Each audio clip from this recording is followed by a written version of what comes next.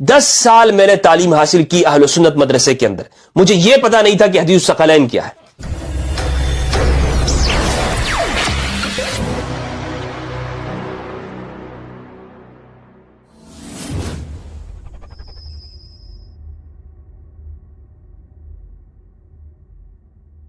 बिस्मिल्लाहिर्रहमानिर्रहीम। जी सामीन, आपने मुफ्ती फ़ज़ल हमदर्द का नाम सुना होगा।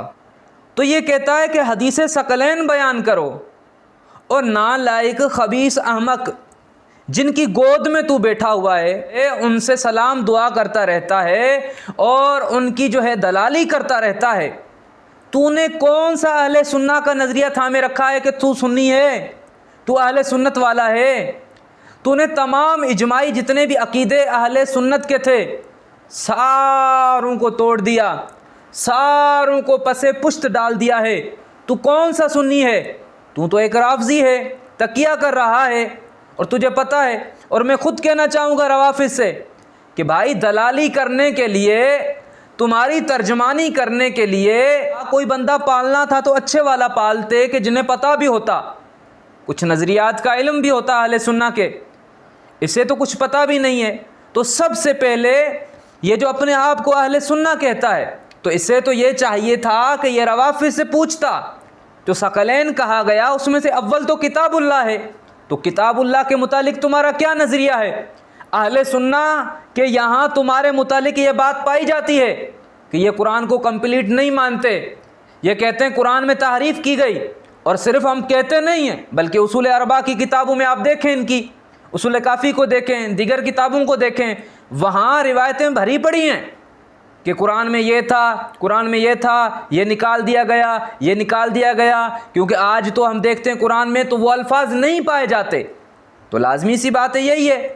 और फिर इनका कहना है कि इमाम महदी के पास पूरा कुरान है। तो लिहाजा चाहिए तो इस राफ़ज़ी को ये था कि ये रवाफ़िज़ से कहता कि भाई इस हदीस पे अमल करो और दोनों चीज़ों को मानो। लेकिन ये उल्टा हमें कह रहा है कि अहले सुन्ना वाले हदीस सकलैन को बयान नहीं करते, अहले सुन्नत वाले हदीस सकलैन को बयान नहीं करते। वाह माशाअल्लाह, ये आ गया है लोंडा हदीस सकलैन को बयान करने। इसे पता है कि तो मैं तो अहले सुन्ना के मदरसे में पढ़ा, हदीस सकलैन को कभी नहीं सुना। और तूने पढ़ा कब है? पढ़ा होता ये हाल होता तेरा कि तो हदीस सकलैन को नहीं, अहले सुन्नत वालों ने नहीं बयान की तो किसने की? जहाँ से तू पढ़ रहा है पीछे जो किताबें रखी हुई हैं, अल्लामा सईदी, उन्होंने हदीस सकलैन को बयान नहीं किया कि तो हदीस सकलैन बयान नहीं करते। तूने पढ़ा होता तो पता होता। तो खैर, हम हदीस सकलैन की तरफ चलते हैं। तो ये रिवायत हज़रत ज़ैद से, और सामईन में चैलेंज के साथ कहता हूँ, ये लोग हदीस सकलैन को मुकम्मल नहीं बयान करते। अगर तू शिया का दलाल नहीं है, अगर तेरे अंदर जुर्रत है, तो अब तू मुकम्मल हदीस सकलैन बयान करना। मुकम्मल हदीस सकलैन क्यों नहीं बयान करते? अगर तिरमिज़ी से हदीस सकलैन तू कहेगा कि इतरती और अहले बैत के लफ्ज़ हैं, तो वहाँ रावी पता है कौन छुपे हुए हैं? वहाँ शिया रावी हैं। अगर तू मुस्तदरक से बयान करेगा, वहाँ भी शिया रावी बैठा हुआ है। अलबत्ता तू मुस्लिम शरीफ से बयान कर, हज़रत ज़ैद बिन अरकम, उससे तू हदीस सकलैन बयान करेगा, बिल्कुल कर, मुकम्मल बयान करना। तेरे अंदर इतनी जुर्रत नहीं है कि मुकम्मल बयान करें। हज़रत ज़ैद क्या कहते हैं? हदीस सकलैन के शुरू के अल्फाज हैं, वल्लाहि लक़द कबीरत सिन्नी, अल्लाह की कसम मेरी उम्र बड़ी हो चुकी है। और आगे आप क्या कहते हैं? कहते हैं वक़दुम अहदी, और ज़माना भी बड़ा बीत चुका, उम्र भी बड़ी हो चुकी है। आगे हज़रत ज़ैद क्या कहते हैं?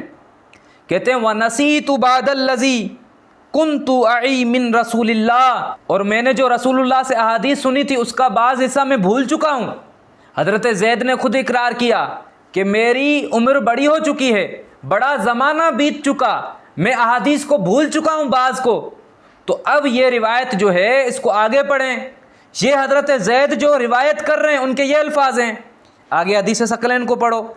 आगे आप कहते हैं कि मेरे आका सल्लल्लाहु अलैहि वसल्लम ने क्या फरमाया? व अना तारिकुन फ़ीकुम सकलैन, और मैं तुम्हारे दरमियान दो भारी चीज़ों को छोड़ कर जा रहा हूँ। ये ख़ास अल्फाज में पढ़ रहा हूँ। फरमाया मैं तुम्हारे दरमियान दो भारी चीज़ों को छोड़ कर जा रहा हूँ। फरमाया अव्वलुहुमा किताबुल्लाह, और उनमें से पहली चीज़ किताबुल्लाह है, अल्लाह की किताब है। सिकले अव्वल को बयान किया, फरमाया पहली चीज़ किताबुल्लाह। आगे फरमाते हैं फ़ीहिल हुदा, कि इसी में ही हिदायत है। तक़दीम मा हक़्क़ुहु ताख़ीर युफ़ीदुल हस्र, कि जिसका हक़ जो है ताख़ीर का हो उसे मुक़द्दम करना ये हस्र का फ़ायदा देता है। आपने फरमाया फ़ीहिल हुदा, ख़बर को मुक़द्दम किया, फरमाया इसी में ही हिदायत है। और आगे क्या फरमाया, वन नूर, और इसी में ही नूर है। आगे फरमाया फ़ख़ुज़ू लि किताबिल्लाह, तो अल्लाह के किताब को थामे रखो, अल्लाह के किताब को थामे रखो। इस रिवायत में देखें सिकले अव्वल को बयान किया गया, किताबुल्लाह को बयान किया गया और कहा गया इसमें हिदायत है। और मज़ीद आगे फरमाया वस्तमसिकू बिही, कि इसे थामे रखो, फरमाया इसे थामे रखो। किताबुल्लाह के मुतालिक आपने फरमाया, आगे मज़ीद फरमाया फ़हस्सा अला किताबिल्लाह, कि आपने अल्लाह की किताब पर उभारा। और मज़ीद फरमाया वरग़ब फ़ीह, और किताबुल्लाह के मुतालिक तरगीब दिलाई। तो ये हदीस सकलैन है। अब इसमें देखें सिकले अव्वल को तो बयान किया गया, सानी को बयान नहीं किया गया। सानी कौन सी चीज़ है? पहली तो किताबुल्लाह है कि जिसके बारे में तरगीब आपने इरशाद फरमाई। तो दूसरी क्या है? सानी के अल्फाज यहाँ मौजूद नहीं है। अव्वल का तो बयान कर दिया गया और ख़ुद आपने पढ़ा। और रिवायत को देखें, हज़रत ज़ैद बिन अरकम ने कहा था कि मेरी उम्र बड़ी हो चुकी है, ज़माना बीत चुका है और मुझे जो है बात चीज़ें याद नहीं रही।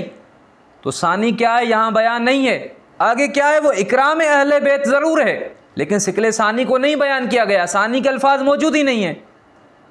ये मुकम्मल हदीस सकलैन। आगे आपने फरमाया व अहलु बैती उज़क्किरुकुमुल्लाह, मैं तुम्हें अल्लाह को याद दिलाता हूँ मेरे अहले बैत के बारे में। तो ये जुमले 3 बार आपने फरमाया, उज़क्किरुकुमुल्लाह फ़ी अहली बैती, उज़क्किरुकुमुल्लाह फ़ी अहली बैती, मैं अपने अहले बैत के बारे में तुम्हें अल्लाह याद दिलाता हूँ। यहाँ इकराम अहले बैत के मुतालिक बात की गई है। ये वही अल्फाज हैं जिस तरह मेरे आका ने सहाबा के बारे में कहा था, अल्लाह अल्लाह फ़ी असहाबी, कि अल्लाह से डरो मेरे सहाबा के बारे में। यहाँ भी ऐसे कहा गया कि अहले बैत के मुतालिक मैं तुम्हें अल्लाह याद दिलाता हूँ कि इनकी इज़्ज़त करनी है, इनका इकराम करना है, इन्हें बुरा भला नहीं कहना। तो लिहाजा यहाँ पे ये रिवायत आपके सामने है, पढ़ मुस्लिम शरीफ से, मुकम्मल पढ़। आगे हज़रत ज़ैद से पूछा गया कि रसूलुल्लाह के अज़वाज अहले बैत हैं या नहीं? आप कहते हैं हाँ अहले बैत हैं। क्या रवाफिज़ कहते हैं अज़वाज अहले बैत हैं? अजीब तमाशा है। उधर से कहते हैं कि हदीस किस्सा के अंदर जो 5 थे वही अहले बैत हैं। तो हम कहते हैं ये 12 जो है ये कहाँ जाएंगे? ये 12 दीगर जो आइमा अहले बैत हैं जिनको आपने मासूम माना हुआ है, वहाँ तो हदीस किस्सा में नहीं थे। सिर्फ हज़रत हसन थे, हज़रत हुसैन थे, मौला अली थे, तो बाकी दीगर कहाँ गए? अगर अहले बैत यही 5 हैं तो फिर दीगर आइमा अहले बैत के अफराद जो हैं उनका क्या बनेगा? कहते नहीं नहीं वो भी अहले बैत हैं। ओ भाई जैसे वो अहले बैत हैं ऐसे नबी के अज़वाज भी अहले बैत हैं। तो कहते हैं यहाँ हज़रत ज़ैद से पूछा गया, फरमाया कि हाँ रसूलुल्लाह के अज़वाज भी अहले बैत हैं। तो ये मुकम्मल हदीस बयान करें। आगे फरमाए आले अली, आले अकील, आले जाफ़र, आले अब्बास, ये भी अहले बैत हैं। तो देखें ये है हदीस सकलैन, तो इसे मुकम्मल बयान कर। तूने कभी भी ये हदीस सकलैन यहाँ से पढ़ के नहीं सुनानी, क्योंकि तू जो कहता है ना हदीस सकलैन बयान करो, कहता है मैंने अहले सुन्ना के यहाँ हदीस सकलैन को नहीं सुना। जो रवाफिज़ के यहाँ हदीस सकलैन है उसको वाक़ियतन तूने हमारे यहाँ नहीं सुना होगा, क्योंकि उन्होंने तो कहा है कि हज़रत अली की खिलाफत बिला फसल का रसूलुल्लाह ने ऐलान किया था। ये थी हदीस सकलैन। सुभान अल्लाह, ये तो वाक़ियतन हमारे यहाँ तूने नहीं सुनी होगी। तूने अल्लामा सईदी की किताबें जो पीछे रखी हुई हैं, अगर तू मुस्लिम शरीफ को ही पढ़कर देखे तो वहाँ किताब फ़ज़ाइल सहाबा के अंदर हदीस सकलैन वाज़ेह है। वो तू कहता है हमने नहीं सुनी। ओ भाई तुझे मुगालता हुआ है, तूने रवाफिज वाली हदीस सकलैन को सुना हुआ है। अहले सुन्ना के यहाँ खिलाफत बिला फसल के अल्फाज ही नहीं है। वाक़ियतन तूने ये हदीस सकलैन नहीं सुनी होगी हमारे यहाँ।